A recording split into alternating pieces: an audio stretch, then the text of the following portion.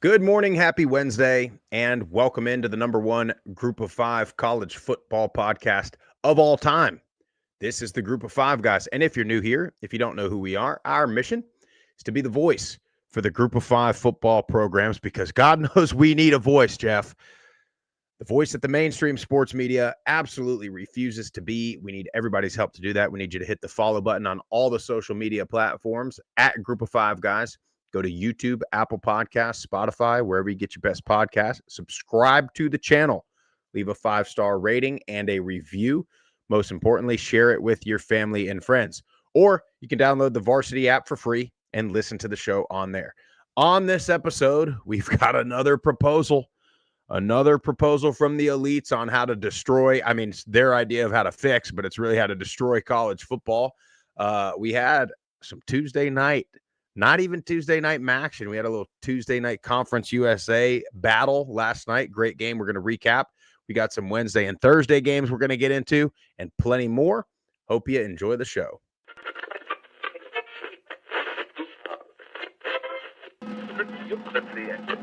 Have you had it from somebody born and raised in Lafayette, Louisiana, at a tailgate? Doubt it. I said Michael Pratt has got to show up and play. And boy, did he. 394 yards, 4 touchdowns, 48 rushing yards on the ground, and another touchdown. Projected getting drafted between the first and third round. Like, that's incredible. The wide receivers are absolutely stacked for the Group of Five. Yeah, I really appreciate you do for the Group of Five programs. And I think it's great. I think we should get more of this. But you guys are on the forefront of this. And I'm thankful for this. I'm glad that you're talking about the Group of Five because I think they get overlooked. But it's a ton of fun to watch a guy go to the NFL from a Nevada or a Colorado State or a Middle Tennessee or an App State, and fans follow that kid.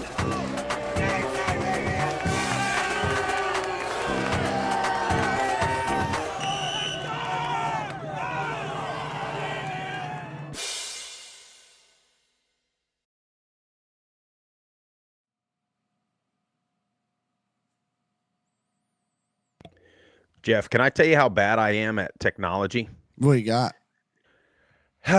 Well, so everybody knows my YouTube TV change over from the DirecTV stream world.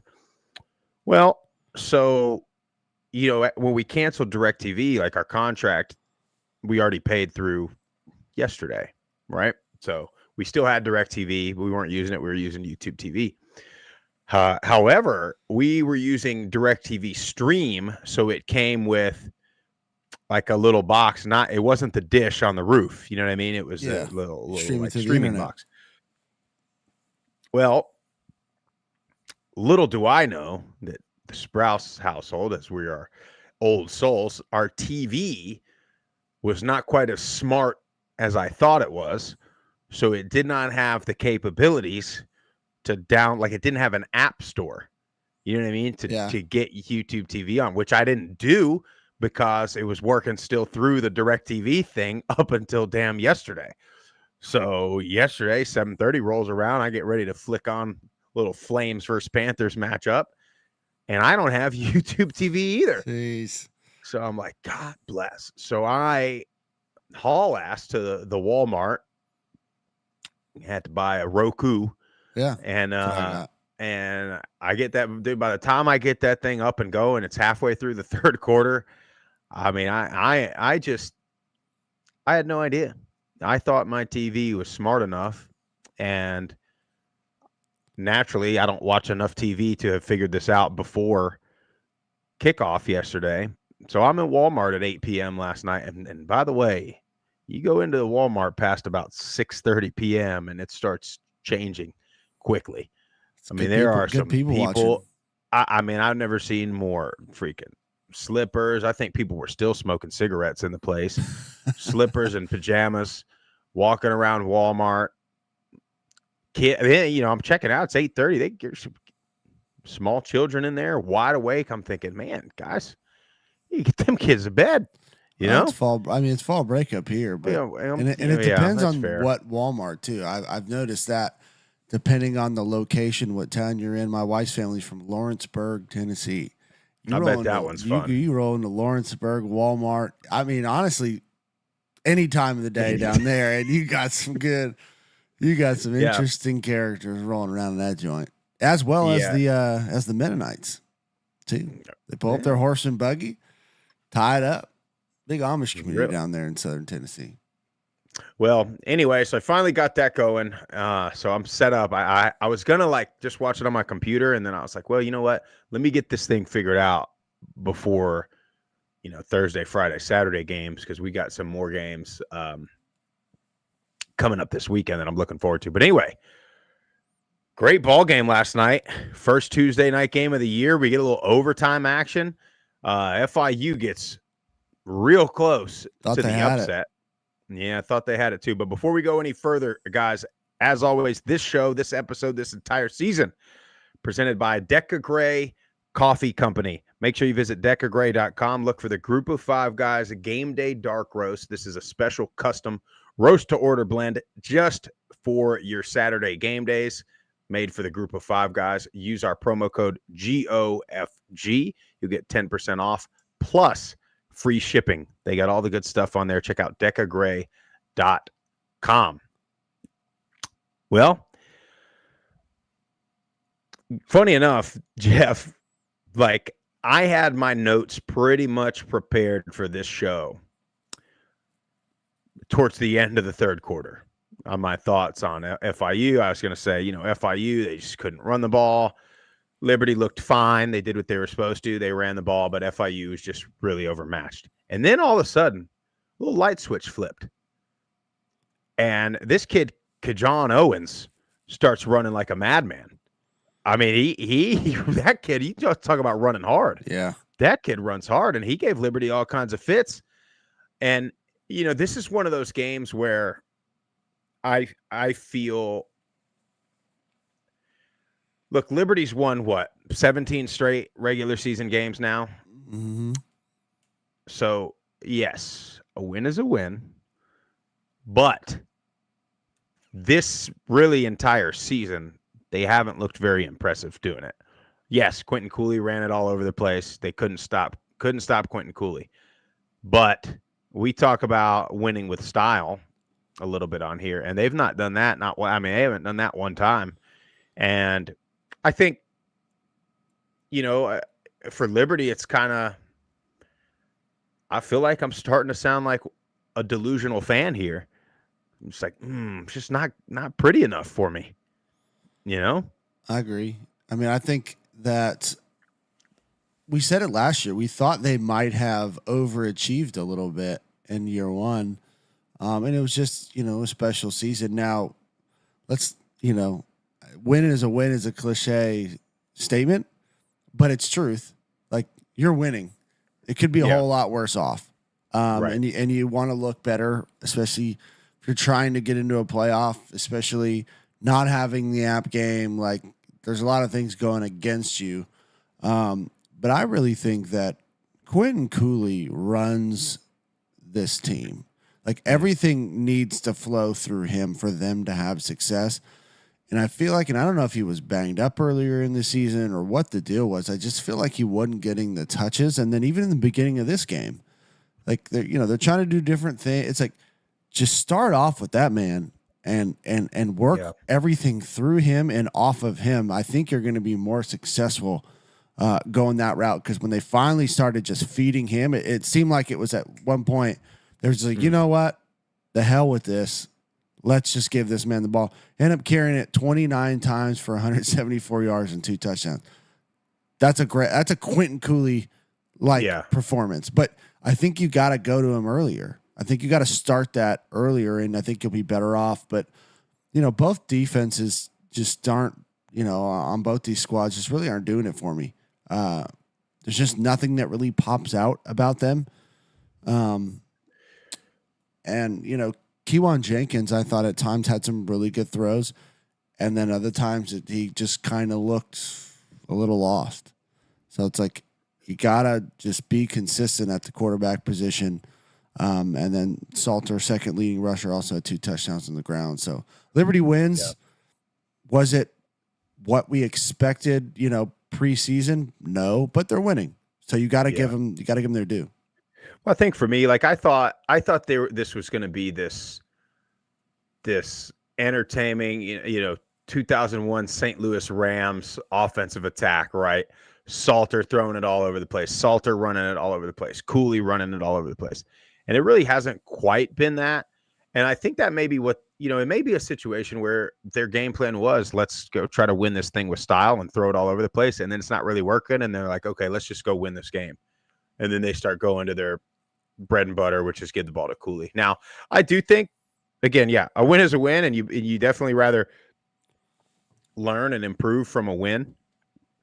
And it's a conference game. I mean, look, let's not pretend Liberty wasn't in a bunch of close games last year either.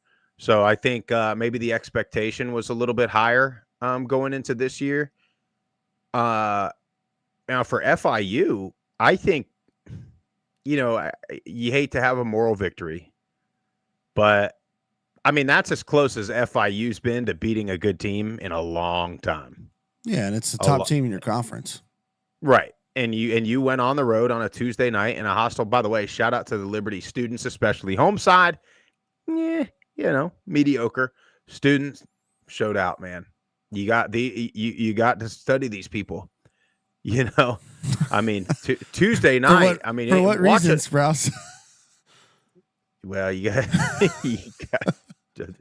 got to study them for a number of reasons. But no, you gotta look at what Liberty does, and we talked about it last week on a show. Is all those kids want to be there? They want to go to Liberty. They wanted to go to Liberty, and they love Lynchburg. They love their university. They love the players on their team, and that's why they go. They don't go because there's cheap beer. They don't go. Yeah, now, yes, part of it is you haven't lost a game in a long time, so you're going to go. You're going to win the game, but let's not for a second think they don't impact it a little bit. Now FIU took them out of the game there late, especially, but then they got back in it in the overtime. And now I got two questions for you. One, first with Liberty, Jeff, how much do you think last week's game getting canceled, and then they have a bye now this week, so they're about to go 3.5 weeks only playing one time? How much do you think that had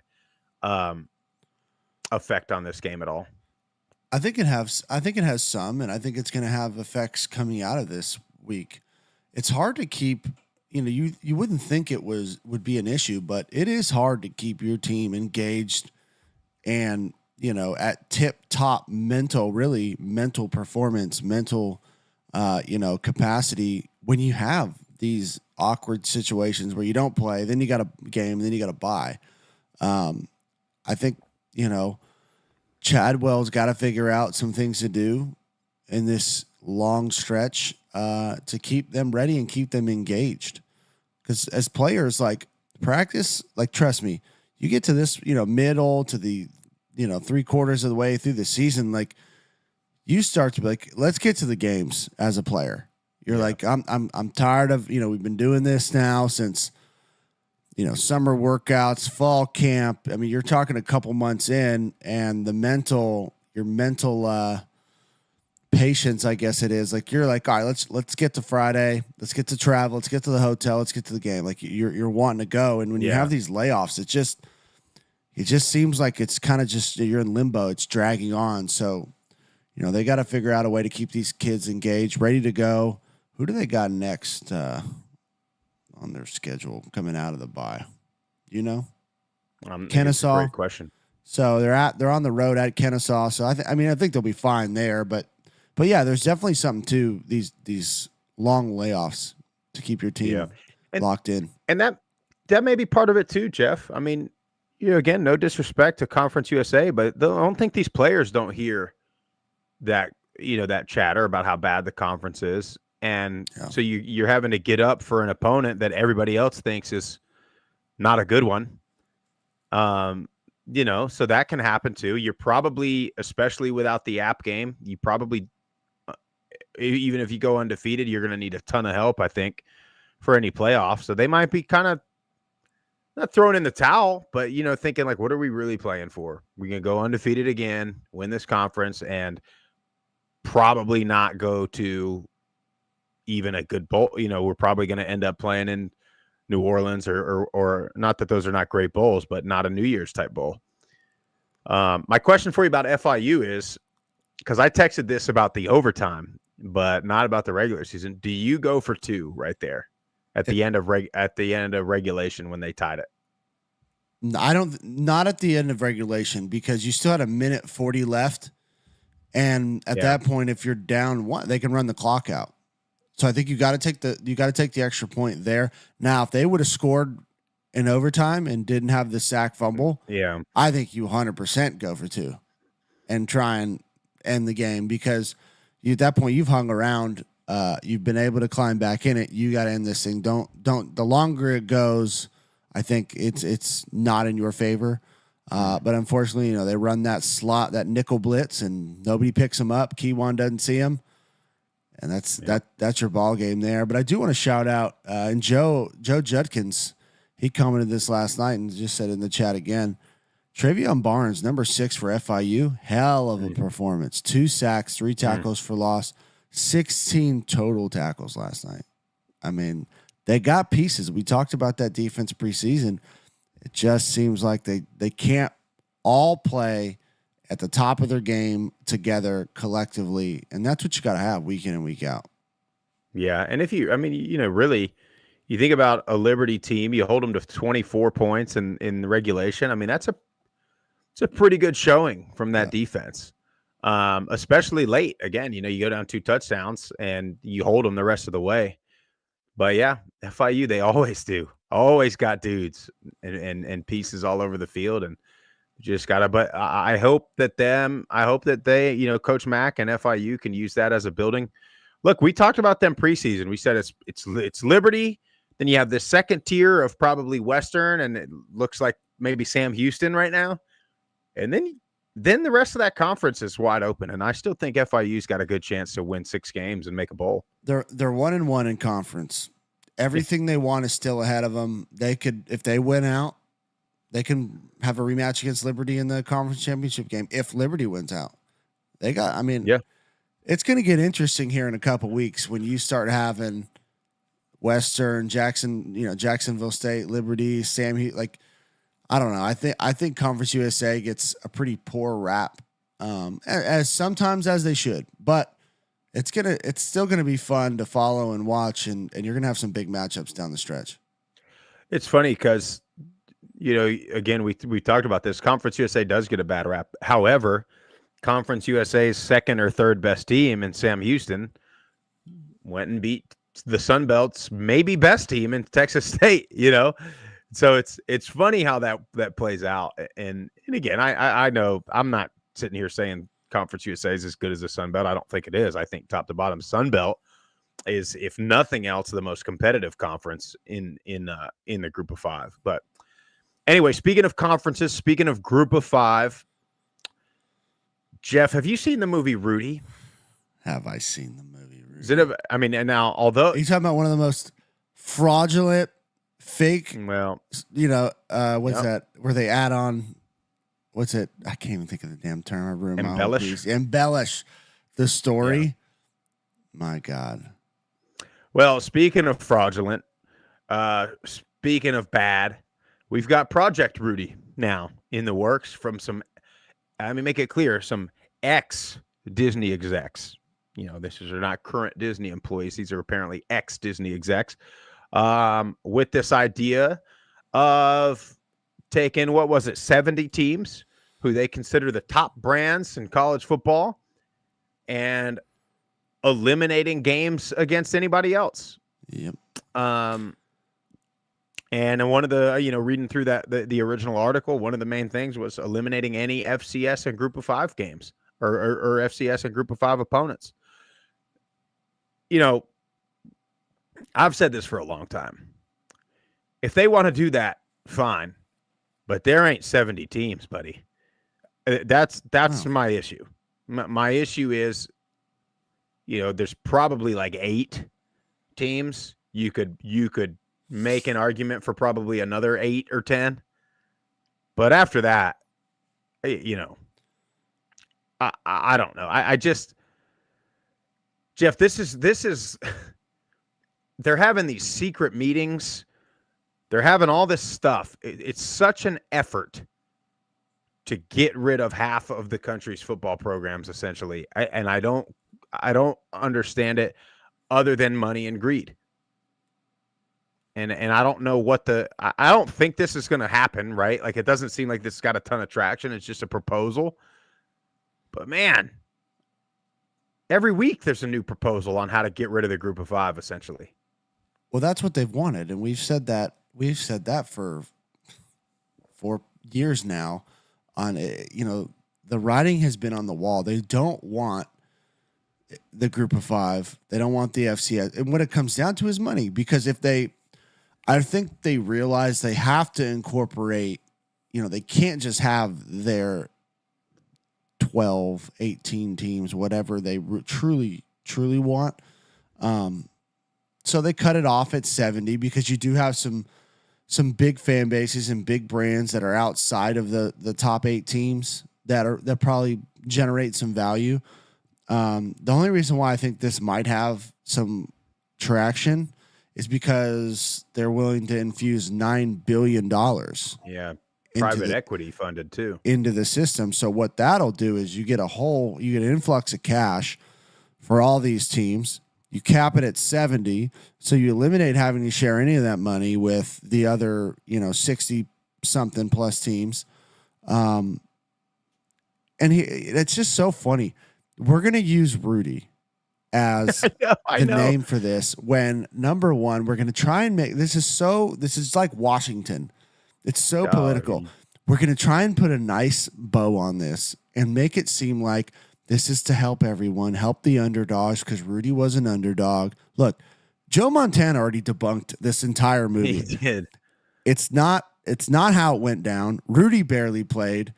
Hell, half the team didn't even like the kid. I was going to say, so damn well, Jeff, they hated that kid. 100%. So why, it's just, we're going to put this nice little label on it. And it really just serves the elite. This is who this serves.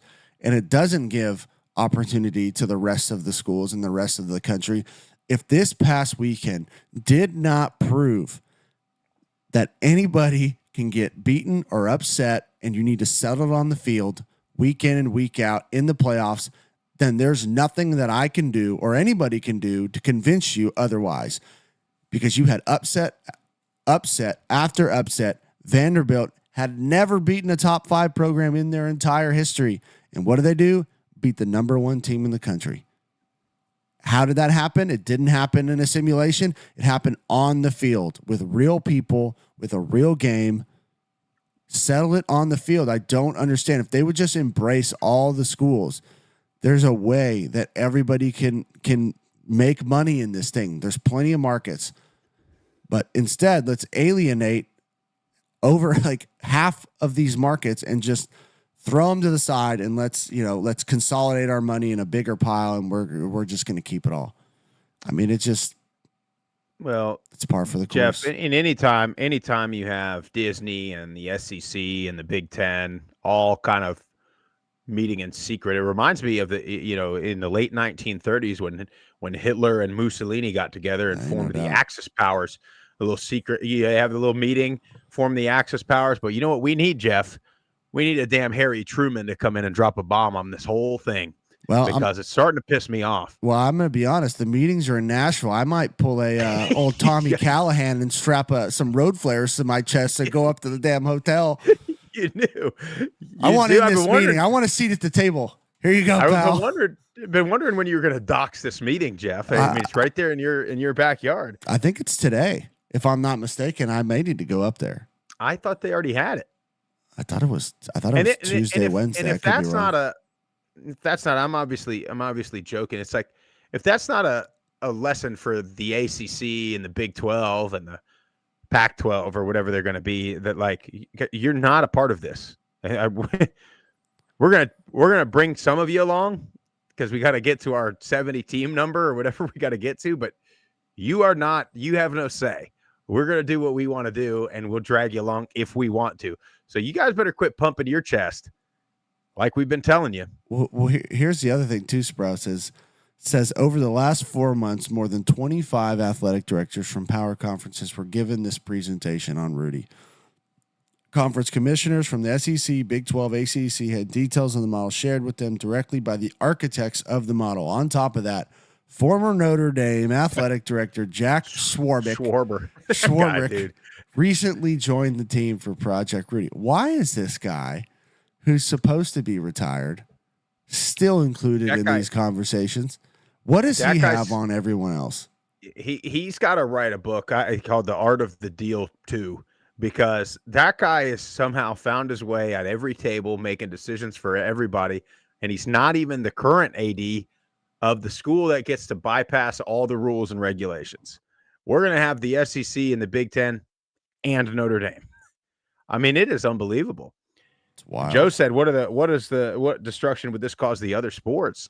Yeah, dude. Well, dude, you're even seeing it this year, right? You're seeing all the last weekend happens, right? You get the upsets and you get all the top teams losing or almost losing. And what do you hear?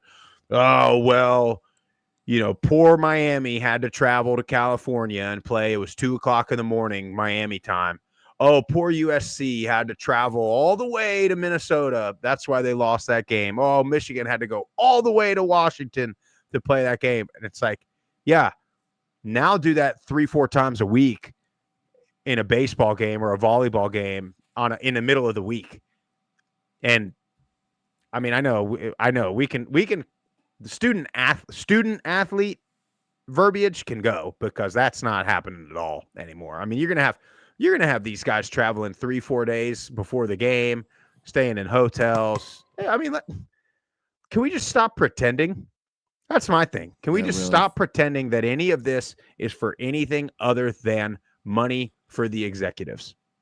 It's not better for the kids. It's not,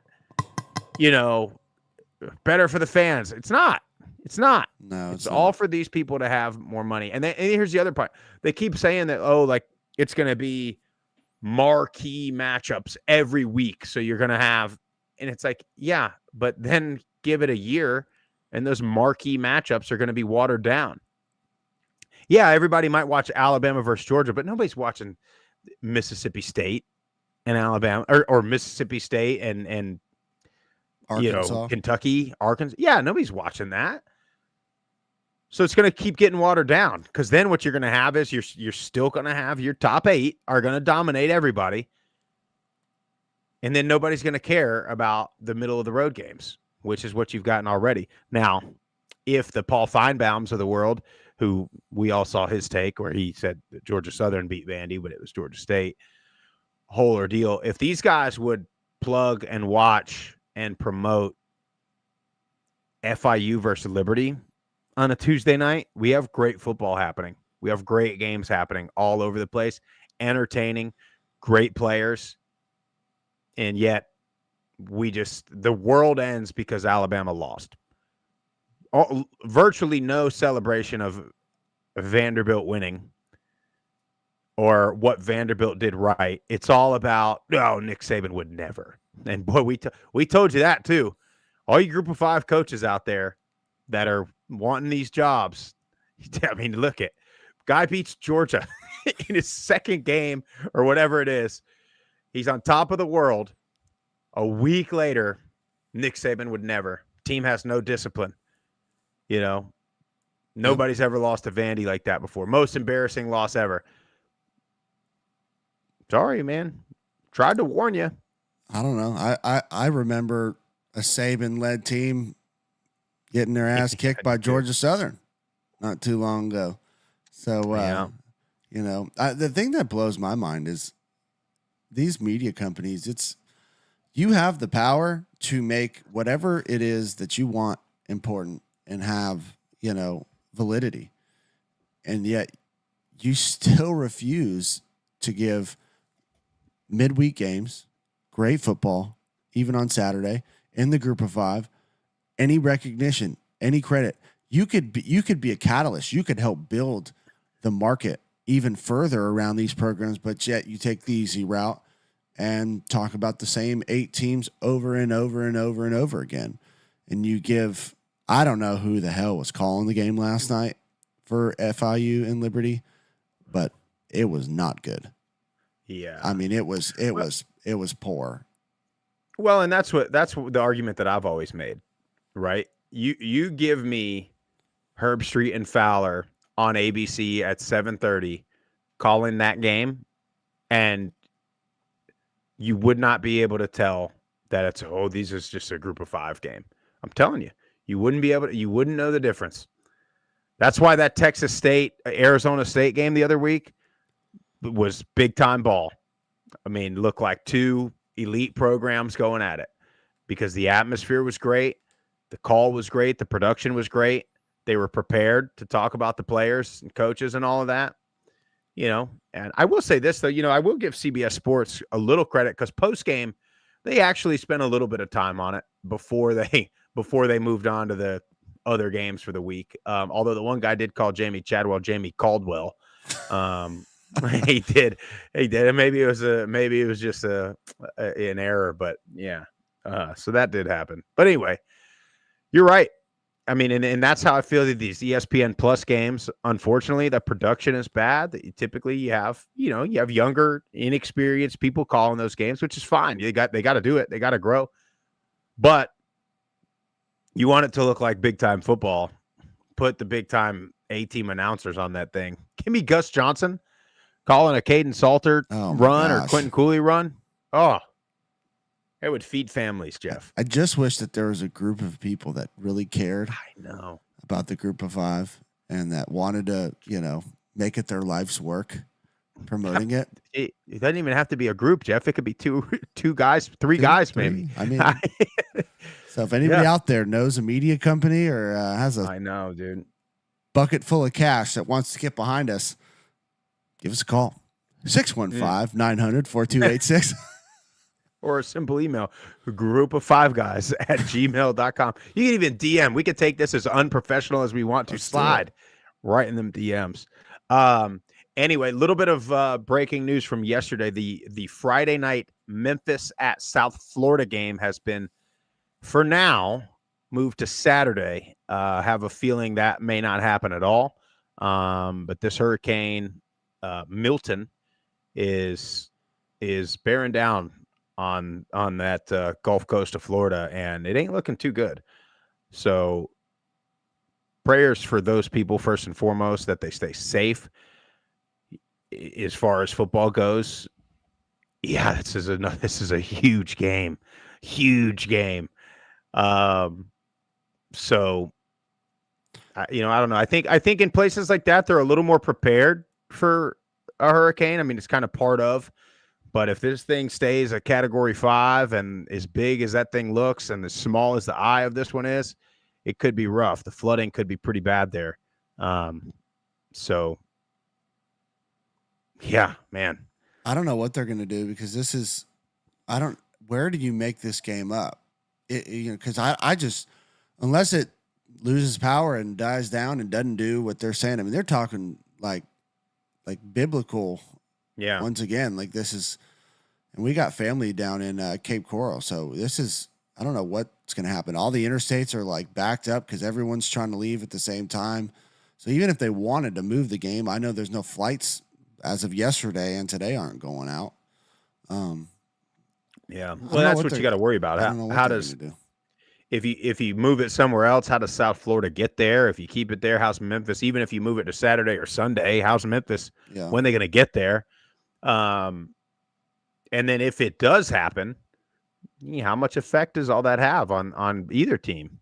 You don't really know when you're going to play. If you knew you were going to play on Sunday, you could be going a full padded practice on a Thursday, but normally Thursday is a shorts and helmets, almost a walkthrough. So, very, very, I don't know, man. I don't remember so many of, weather like affecting games like this. I know we've always had hurricanes, we've always had weather, but I just feel like this year's been, aside from the hurricanes. I mean, you remember week 1, there's lightning delays, 3-4 hour lightning delays on all the games on the East Coast.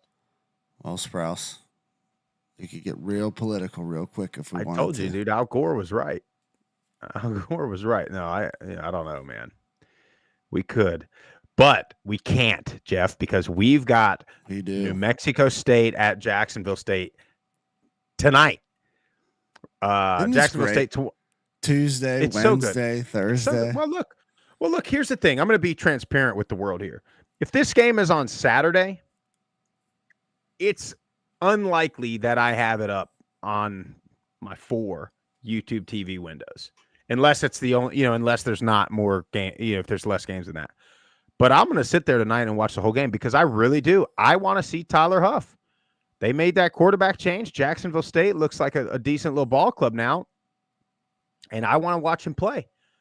And so I wouldn't be able to do that if this game was on a Saturday. This is why I love this stuff. This is where you find players, like Joe saying 6 for FIU had such a great. You wouldn't have watched FIU if they weren't on a Tuesday night.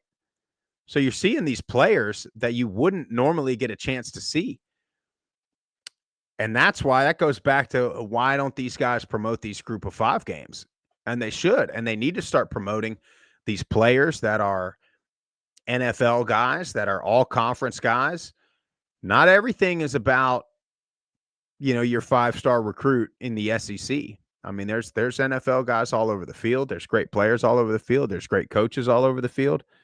And so I just wish these networks would promote it more than they do. I hate the fact that even when you're watching a group of 5 game in the midweek, you're getting the promotions and plugs for whatever game, the primetime ABC game on or ESPN game. And by the way, guys, Jeff has left the building, so I am going to just keep on talking here. But you get these players that you wouldn't normally watch. Hey, Jeff. Sorry. Yeah, you really, really hung me out to dry right there, Jeff. I was just rambling. I'm sorry, I had somebody knocking at my door. Really? Yeah, wife's she's working out, so she wouldn't got an early morning workout, and there you go. One of the kids not feeling well, so he knocked on my door. Luckily, the older brother's helping with the situation, so I got him on the couch over there. There you go. Get him set up. Duty calls. You got all the kids on the couch over there. No, Nico's knocked out. He's in his bed. You got Dom and Lou right there. Yeah, they're right there. So I look at Dom, huh? You'll be the man of the house soon, Dom. I know. He is. I know he is. So well, if you hear them talking in the background, that's them. No, you're fine. I had Cam in here last week, so we're going to start having the. So what do you think about Jack State? I want to watch Tyler Huff. I think Jacksonville State gets this done. He's got to cut down the turnovers if they want to truly have a shot in Conference USA. Yeah, I agree with you 100%. I mean, he's been the spark plug for this offense that's really got it back to what Rich Rod wants it to be. Not the greatest throw in the world, but he's been effective enough. He's got to cut down the turnovers. But if he can just continue to run this offense, this zone read, this option offense, they're going to be in ball games because they almost want to play like an academy-like team, right? Mm-hmm. They want to keep the clock going, keep the opposing offense on the sideline, and then limit the time of possession that the other team has. And if they can do that and not turn it over and sustain long drives, they're going to be in a lot of games. I think they got more firepower than New Mexico State, so I think they get the win. Yeah, I agree. And then Thursday night, Jeff, you're going to be there. Middle Tennessee, Blue Raiders going to Louisiana Tech, going to Ruston. La Tech, 5-point favorites here, Jeff. You're going to be there. What are we looking for? Do the Raiders have a shot at this game? I definitely think the Blue Raiders have a shot. I mean, I think both these teams have struggled at the beginning of the season. This will be a classic game of whoever wins time of possession, whoever wins the turnover battle, and whoever wins explosive plays. Those are the 3 categories. Whoever can win 2 out of the 3, I think, are going to have the shot to win the game. Obviously, I'm pulling for the Blue Raiders. I'll be there. Quick trip, flight in, flight out with the team. We're just hide that private jet money, can you, Jeff? That ain't my private jet. It wasn't my private island, pal. No, I mean, it's not. It would be nice, though, when it's kind of fun to pretend like you got a lot of money for a couple days. Doubt. Well, I think I'm supposed to be on the presidential plane. I don't know if our great president's going to be on that plane. I might be in the conversation. They may see you pull up, and that whole administration might hop off. They don't want any part of that. I'll take a private about jet that by conversation. Myself, No, I really hope the Blue Raiders can get it done. They need a win bad for a number of different reasons. I think they have, between Vadiato, Amari Kelly, I think they're the most talented team on the field, but they haven't been able to block anybody. So if you can't protect your quarterback, and at least, like, can we get 100-yard rushing game? Maybe, they'll have a chance. And if they can't do it, then I could see La Tech getting the win. Yeah. La Tech, they had that game where they almost beat NC State. And other than that, they have not looked very good. Middle, to me, hasn't looked good really at all, other than that very first drive against Duke. Maybe this would be some reverse psychology, but I'm not going to pick Middle here. I'm taking La Tech in this game. Maybe the biggest game of the week, severely underrated game in the Sun Belt. Coastal going up to Harrisonburg, playing James Madison. Surprised at this 9.5-point line so far. But Jeff, I'm looking forward to watching Vasco and Barnett go head to head a little bit here. It's going to be a great matchup. I'm going to be honest. The only thing that concerns me a little bit is the fact that JMU got beat by Monroe a week ago. I think they're going to come out ready to go. I think Chesney's going to have this team a little bit pissed off. And Barnett has done a fantastic job this year protecting the ball, has had explosive plays, not only throwing but running, and he's done a great job running this offense, quarterbacking this offense. So I think James Madison gets it done, and mainly because I think they're a little bit embarrassed. I think they got embarrassed in the general public's eye, and they're going to come out with a point. I am excited to see Vasco, though. This will be probably his biggest, conference game that he's had so far in his career. So excited to watch it. And big test for Vasco. Like you said, Barnett's protected the ball well. He's only thrown 1 interception on the year. Vasco's only thrown 2.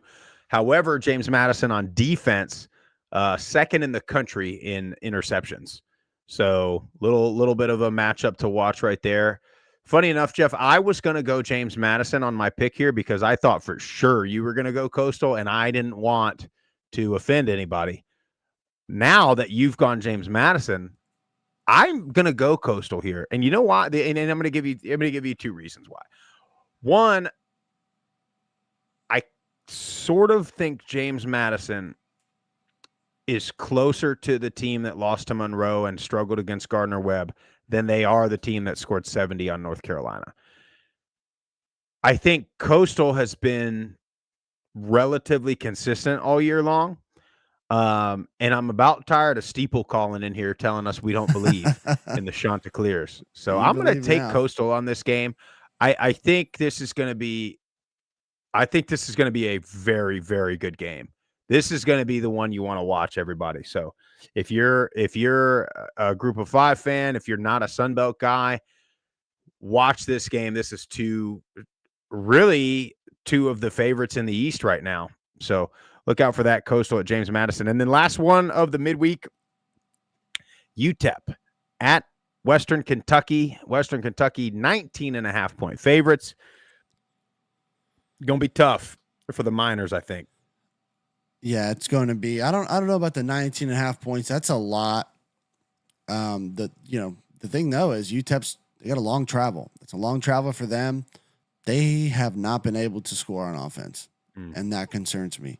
And then Western seems, they not made the switch, but had to because of injury. Caden Veltkamp has become the starter and really has kind of taken this offense in a direction that's been much more improved than it was under TJ Finley. So yeah, I like Western Kentucky. I think they get it done. 19.5 points is a lot. Just a lot of points for betting purposes. This is a game I'd probably stay away from betting wise. Yeah. I mean, I don't know. It's a lot of points, but if UTEP can't score, I mean, you don't think Western's going to score 3 touchdowns. You know what I mean? Now, true. I don't know. I'm not really much of a this kind of better anyway. I stick to Prize Picks. By the way, use our code GOFG on Prize Picks. We hadn't talked about that in a little bit. Free $100 deposit match. So download the Prize Picks app, use our promo code GOFG. You deposit $100, they'll give you $100. You deposit $50, they'll give you $50. So pretty cool deal there, and that's going to be all your player props and things of that nature. But yeah, give me Western here, Jeff, and I think they probably will cover, unfortunately, for UTEP and for Scotty Walden. Do we have voicemails today? We do. We got 5 of them. Okay, good. I was a little worried. I thought we might go short for the first time here in a long time. But let's get these voicemails, guys. Keep calling the hotline, 615-900-4286. Hot takes, trash talk, predictions, picks, recaps, whatever you got. Keep them coming. Jeff, let's see what we got. Yeah, this is Aaron from West Virginia. North Carolina wants you to transplant. Just wanted to give a shout out to Coach Huff of the Herd. Little QB swap this weekend. The rumor was that he may have been shelved and bring him back for conference play, but the Duke offense looked completely different. I know Apps beats really terrible situation, but Marshall's offense in the corner. It could be trouble for the Belt the rest of the way.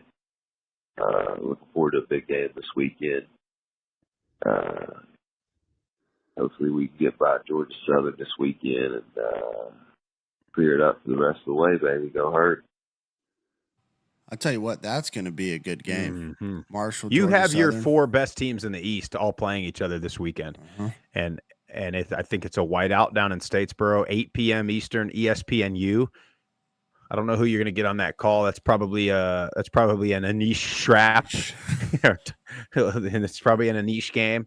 But you're probably going to get Dan Mullen and Matt Berry on the James Madison Coastal game, I believe, which they do a decent job. They're not bad. I don't like how it seems like they take those games as kind of a joke, like they're kind of joking around the whole time, not taking those games seriously, but that's fine. Dan Mullen does a good job breaking down the games. Obviously, he was a hell of a coach. Obviously, one of the most delusional fan bases in the country fired him after going 11-2 because God forbid you couldn't beat the greatest head coach of all time. That's what we have with these fan bases. But anyway, thanks for that call. Marshall call. We ain't got a ton of Marshall callers. No, we have not. We might have had maybe one in our since we've been doing the hotline. We need the Marshall callers to keep calling because I've been high on the Herd all year. You know what? And I'm happy for Huff because I really like him. I think he's a good coach, and their fan base and him they've had a rocky relationship. So it's nice to see them get a big win. Yeah, let's keep it rolling. Group of 5 guys. Baker Lloyd. It's been a minute here. Been a few weeks since I called in. Honestly, since before the Liberty debacle, fiasco, whatever you want to call it. And probably not even going to reference all of that jazz. But, wanted to say, one, thank you guys for everything you're doing for the folks of North Carolina Mountain, the Western North Carolina residents there. It's a really good thing, and really appreciate you guys there. Going through a lot right now, but it's a resilient bunch, and I'm sure of anyone, they'll be the ones that'll push through, no doubt. Do want to say a couple of things. One, wild weekend this past weekend, Monroe, congratulations on your big win. You might be legit, which has been a long time coming for you guys, so I'm happy to see it, honestly. I want to ask one thing, your opinion, regarding Sean Clark on whether he stays or goes. I think, one, he's the longest tenured coach in the conference at this point, and he is where he is. He's on the hot seat. I'm curious with what all's going on.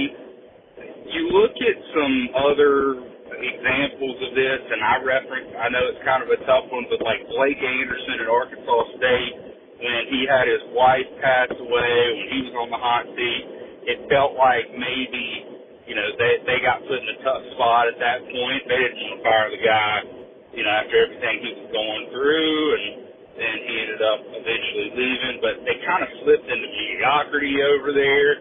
And I think there's some legitimate concerns about that at Appalachian. But, I mean, can you make a move in the midst of all of this based off of the stuff that happened before the actual incident, here?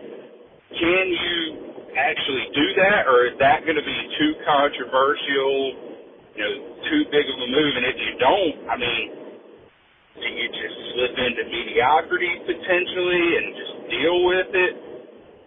Curious on you guys' thoughts. I know Tulane did what they did, but I don't think Fritz, I believe he was there at the time, I don't think he was on the hot seat when Katrina came through and all that, but I could be wrong. Anyway, just want to sit back and hear what you guys say. Thanks again for all your support. Go Apps. Appreciate you, Baker. Yeah, we talked about it a little bit on Monday. I think from here on out, you can almost give him a pass, but you can't give a pass for the first 3-4 weeks of the season. And I'm not in the fire Sean Clark camp. I'm not. I think they've been very good. They've played for conference championships under him. They've responded when they have started slow. But just to answer the question, I think if your first 4 or 5 games looked a certain way, and then you have this tragedy, and then your next 4 or 5 games still look the same as the first 4 or 5, it can't be an excuse, if that makes sense, right? Like, you're still doing the same thing. It's kind of, to bring it back, it's kind of like when people say Ashton Ginty hasn't played anybody. Well, he's doing the same thing against Oregon as he's doing against the other teams. So it's not, nothing's changed, right? But I think, man, it's tough. There's a certain way to have to do it. I remember, you think about if somebody does something wrong and a tragedy happens, right? Like, you got to let that person grieve, or you got to let them get over what happened before you punish them, essentially. But man, I don't know. I don't know what to think about it. The way that this season, especially defensively, has looked for them, it's gonna be interesting to see what they do. But again, you also have, he's the longest tenured guy, but what do you want, right? Eventually, we talk about this before. You get a Drinkwitz, you get a Satterfield that they are there for a year, they have a good year, and they leave. Eventually, that's going to catch up, right? And you can say, I'd rather have that. I'd rather have a new coach every year if we're winning 10, 11 games. But eventually, that recipe doesn't work. I mean, I can't think of a single place where it has worked, honestly. And so what do you want? Do you want new coaches every year, and then every time they have a good season, they're going to bounce because eventually you're going to have a coach that doesn't do well? Or do you want a coach that's going to be in it every single year, every season for App State right now under Sean Clark? You have conference championship hopes. Now, you haven't won it, but you've been there, right? You've been close, or you've been there. You've been competitive, and then this year's been kind of bad so far. But you got a guy that is an alumni that's probably not going to leave, probably ever, if it's up to him. So, if you can sustain being a conference contender every single year, and then maybe you have an outlier here and there with a bad season, or an outlier here with a great season, I don't know. It's just, it's tough. But yeah, I don't know what they'll do. If they were going to get rid of him, I don't know that they'll be able to do it after this season. I think he's fine, at least for this year. You gotta, you hit the nail on the head. What do you want? You want a new coach, or do you want to keep a guy who is a Mountaineer through and through? And I think you stick with him, not to like where he can just do whatever and not be productive and win games. I'm not saying that, but I think you're better off this route. If you look at how many new coaches come in and have immediate success, it's really not a lot of them. So if you're wanting that every couple of years, like I don't think that's the recipe, and I don't think that's what App is about and who they are. It's not their identity. But Yeah. appreciate the call. We'll keep this thing rolling. Hey, Jeff, Sproul, how y'all doing? This is the Juice Man calling y'all back, and I just had a little rant for you guys, and I just wanted to hear your thoughts. I always get, friends, coworkers, family, whatever, always asking me, like, why do you root for Tulane and stuff? Like, I'm not one of them guys that took the college route. I work at a prison, and I have family in New Orleans and everything, but I live more towards central Louisiana. And so everybody's like, man, why don't you, go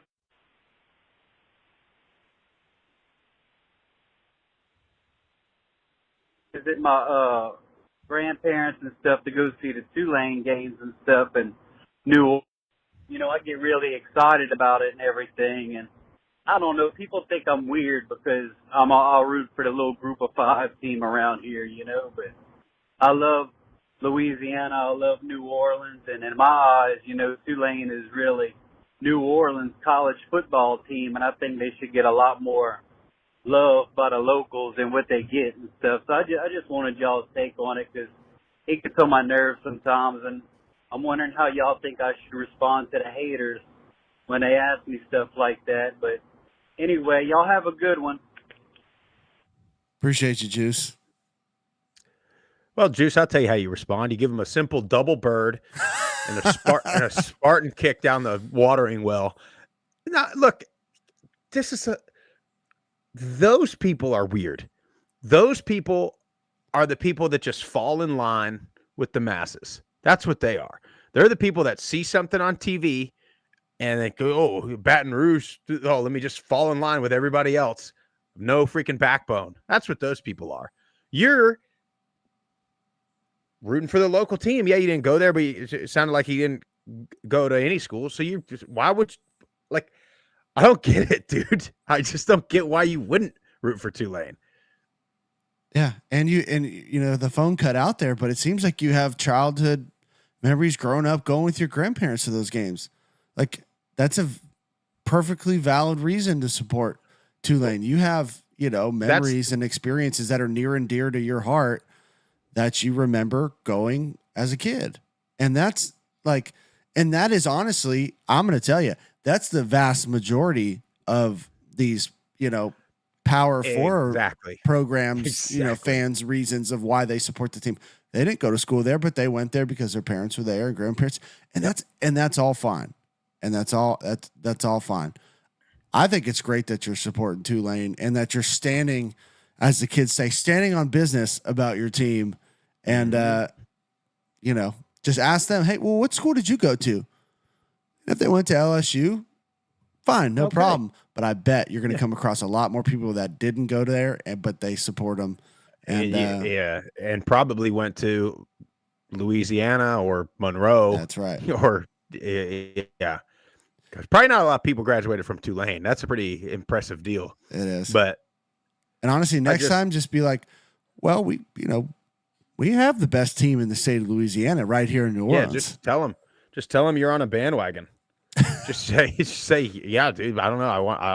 I'm a casual, and I'm on the bandwagon of our best team in our state. So won the Cotton Bowl. What do you want me to do about it? Yeah, it's funny. For me, like, we've talked about this, right? And you're in a similar boat in a different part of the country. Like, I grew up in South Florida, grew up a Hurricane fan. Those are the games we went to. And to this day, yeah, I mean, I still have a little bit of soft spot for the Canes. I do. But I graduated from Middle Tennessee State. Mm-hmm. That's my team. And from a local perspective, it's like I lived in South Florida for a long time. That's why I have this FAU, FIU, USF sort of, appreciation. I want them to do well. Now I live closest to kind of Auburn. I live kind of close to Troy, Georgia Southern. That's why I have kind of a little bit of, I'm rooting for them too. Like, I just don't understand it, dude. Just fall in line, dude. Just, hey, you see something on TV, man, they tell you to go do something. They tell you to get in line like everybody else. Just go ahead and do it. See how that works out for you. Juice, you're doing it right, my friend. You Stay are. strong. Keep fighting the fight, brother. Let's keep it rolling. Link up with Morgan. You know, you need to link up with Morgan and these other Tulane guys out there. I know. I see Morgan in the chat saying, yeah, stay strong, dude. You got to stay. Fight the fight. Got to hold the line. Hold the line, brothers. Let's keep it rolling. Hey, group of five guys. This is Wood from Boone. Main reason I called is just to say thank you. Appreciate all your efforts on behalf of the folks in the high country. But appreciate your prayers. Much appreciated and needed. Just thank you. It's been wonderful. All the outreach and support, and more needs to come. But anyway, Lord's will. Go Louisiana Monroe. Hats off to them. App State, not a very confident team, not a real organized team.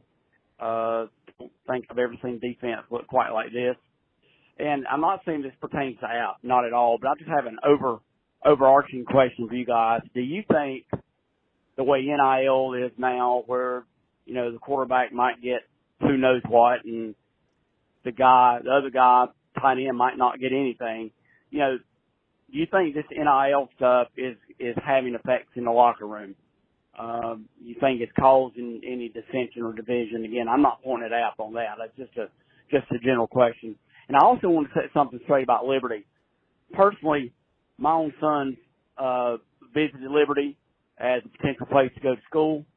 I've known several kids personally very well that have gone to Liberty, and they're great kids. They're wonderful. I got no problem with Liberty at all. None. From an administrative standpoint, or maybe the way they do things with their football program, I'm just not as cool with. It just doesn't seem genuine and transparent. Everyone knows they have unlimited funds, which is great for them because of their online program. But I did want to set this straight. Most of us out here, we understand that Liberty's mission is a mission of hope, and it's what it should be. But from a football program, like I said, I'm just kind of suspicious, really. But, and here's the other thing. I don't care. You don't need to put this online. This is just for you guys. I don't care about it being on the radio. I mean, being on your podcast, whatever. I'm not looking for that. But I am going to get me some Deca Grey coffee because it sounds good. Appreciate you, fellas. Maybe we'll have a team worth coming to see one of these days. See you. Appreciate you, man. That's a great call. Couple things. Touch on his Liberty thing. Yeah, I'm the same way. I know a lot of people that ended up going to Liberty, and we went to a game there. And this is what we said after we went to a game there: is go up there and spend time with those people, and you see they're just like kind of the message we've been saying a lot lately. They're just football fans, just like we are, man. They just have potentially a different belief than you, if they even do. You know, regular Christian people. There's a lot of Christians in the world. You know what I mean? And I'll say, from what he said about the football program maybe doing stuff differently, it's funny. My high school was like that to a degree, and there's a lot of your Christian and Catholic high schools were like this, right? Like, and I was the second graduating class in my high school, and we were fortunate enough for us. Our core group of athletes all started playing together in like 8th grade, so we were still pretty good, but we were missing some pieces. Now, in Broward County, there's a lot of athletes you can go snag to come over to a private school and make your team a whole lot better real quick. But we never could, because that was always the mission. No, it's not about being good at sports or whatever. Like, we're going to try our best with who we got, but our mission is to, I think it was something like to make disciples of Christ, something like that. So whatever.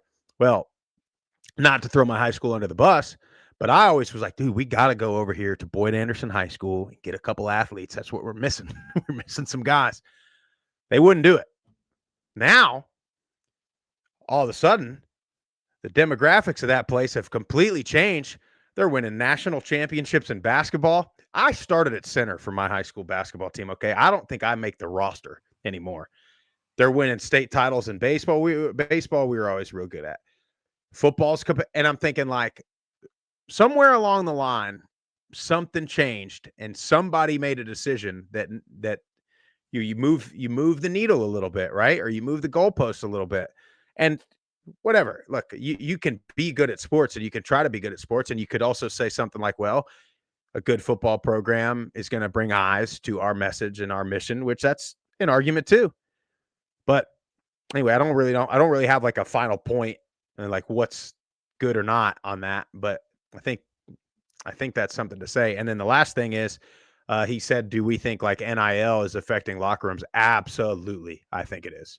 Absolutely. I think it is. I think if you look at the UNLV situation, especially when it comes to players, not getting their money and starting to make a thing out of it. When the quarterback's going into the coach's office asking for money, all the players do. And it's not the NFL where they understand it. And they all have agents and they're all making a ton of money anyway. And they all are kind of understand the business aspect of it. You got walk-ons that are paying to play on the team. You got guys that are lucky to have books and room and board and a couple free meals. And then you got a guy that's maybe, unhappy because he's getting all that plus 100K and he's maybe not made all the 100K. You're damn right that's affecting other guys. And most of it depends on how that player acts, right? You can have all the money in the world and be humble and be one of the guys and, whatever. But if you're flexing it on everybody and if you think you're better than the rest of the team and you think maybe everybody's got 3 roommates and they live in some off-campus apartment and you live in a penthouse, downtown somewhere. Yeah, might be a little, might bring a little dissension in the locker room. Anyway, Sorry, Jeff, you have anything to add? Yeah, you're good. The only thing I'll add is on the Liberty subject. I think we've met a lot of their coaches and a lot of their staff. They're great people, and they're trying to do everything they can to build a great program and to do it the right way. And I think they get, because of their religious affiliation, they're looked under a different lens than everybody else.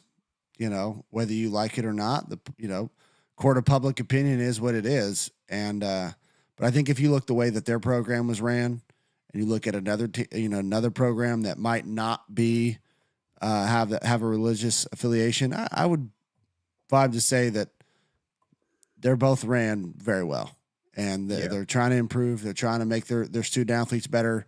So that's all I got to say about it. Yeah, and I think one last thing is a lot of it is because it's they're so new to the scene and they're so good already that it's kind of making people feel a certain way. I think it's happening too. Yeah, it's all about resources, man. Whoever's got them is going to be on top. All right, last caller. Boy, Zach Green. Hey guys, Zach Green here. Got long-winded on my first try and got cut off, so let's try this again and be a little more concise. I'm certainly not thrilled about that result. Letting it take you to overtime. You're up. After you're up 24-10 with a chance to really shut them down, but lot of penalties. Thank God they weren't unsportsmanlike penalties, but they were penalties nonetheless. Most of them, which were definitely some questionable ones, but not a good penalty situation. Defense kind of fell apart in the fourth quarter. Offense sputtered at different points of the night. Got a lot to work on before Kennesaw in 2 weeks. But I'm not going to get doomsday about this thing because we're 5-0. We're 3-0 in conference. We have not lost a conference game yet since joining this conference. That's not a prediction about the future, so don't come and quote me on this if we lose a conference game. But it feels good to be in that position. We're still very much, very, very, very much a strong contender for this conference championship. I don't want to think about CFP right now. Long shot anyways, and we just need to get through these conference games. And I think Kennesaw in 2 weeks is a game that we can really get right. We'll see how that goes, but Kennesaw is not looking good. I hope they improve. I hope they're a really good addition to the conference, but this year it's just not it. So it's time for us to get right in this game. But shout out to CBS Sports Network for acting like they actually care about these group of 5 teams that talked about our game at halftime. I think they do an overall good job, and it was cool being the only game on TV tonight for football. So that's why Scrimmage USA did this. Kind of stinks for attendance. The attendance was significantly lower tonight. But that's why they did this. So shout out to that coverage. And also, just want to share this with everybody. Liberty's football team has been participating in getting stuff together for relief efforts for Western North Carolina. Sounds like they're doing some things by position group. Bradwell said some nice things. Of course, Liberty is also seeing at least one group of students out there to help. So contrary to what some people think or what beliefs like to act like is happening, Liberty does not hate Western North Carolina. Yes, some foolish things were said, but we actually care. And so I hope that those efforts go well and that everyone can get back on their feet out there, because it was truly a horrible situation. So God bless the group of 5 guys. Go Conference USA. Appreciate you, Zach. Yeah, I mean, he kind of echoed what we were saying. Yeah. You know, you go up there and spend some time with those people, and I hate saying it like that. Yeah, You spend some time with those people like they're some off. Oh, I think we just mean they're fans. Different species. They're fans. Yeah. I think when we say But, that, we just mean they're fans and Yeah. their students and the people That that whole you know, community. yeah. Yeah. Now, as long as we can, keep the military helicopters from blowing all the supplies away, we might be okay. I saw that. No comment. What? I saw that. He said something else I wanted to touch on, but I can't remember. So His analysis of the games are always spot on. always, he's one of our most rational, frequent callers. Like everything he says, whether it's football related or like this stuff, he's always pretty spot on. And the only thing that I was going to add to it was just take care of your business in front of you. Win your games. That's all you got to do. Who knows how the college? I mean, through the first 6 weeks, it's been crazy and wide open. Mm-hmm. Who knows how the next 6 are going to go? Just You're you don't exactly know right. who's going to get knocked off. You don't know who could possibly have 2-3 losses because of an injury or just because he's not playing well. Like, who knows? Who knows? Yep. Who knows? That's what I was going to say, Jeff. I know we love, especially I'm sure the Liberty and James Madison and Coastal bunch love Kurt Cignetti on this show, and we've said he's an asshole, but the guy can coach ball now, and I got to give credit where it's due because he's got Indiana rolling right now. But he said, hold on. I know they haven't played. Yeah, I know. No, he's done a good job. He's done a good but, job. But one of the things he said, I saw an interview with him over the weekend, and he said, they're just asking him like, what's your why? And of course he gave some asshole answer like, I like to win. I win, whatever. But he was like, first they want you to win. And then when you start winning, you're not winning by enough, or you're not winning pretty enough. And that's kind of the situation Liberty's in right now. If you asked App State fans right now, would you rather be undefeated and kind of looking sloppy at times, but be 5-0, 6-0? They'd take it every day of the week. No doubt. I mean, there's not a lot of teams that are in a better spot. And like you said, Jeff, yeah, I mean, hell, if let's just say Boise and UNLV, let's say UNLV wins that game, now, or and then Boise beats them later, and then now they both have at least 2 losses. God forbid you get an injury.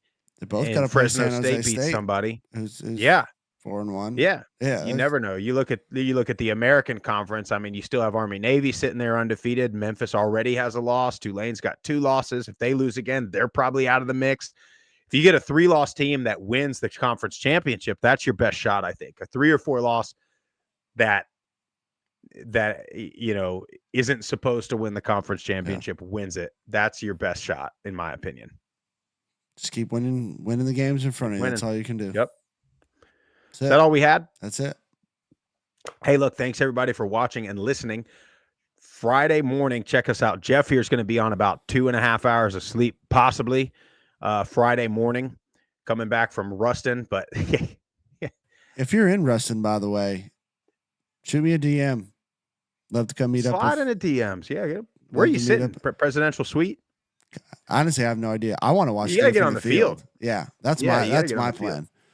That is the best. Can I just say, we put out a poll earlier, I think before the season, best place to watch a game. It's 100% on the field, because you get a new or a different appreciation of how big some of these dudes are, how athletic they are, how good they are. It's just there you get to see things. You really get to see, there's nothing better. Like when we go, I'll never forget.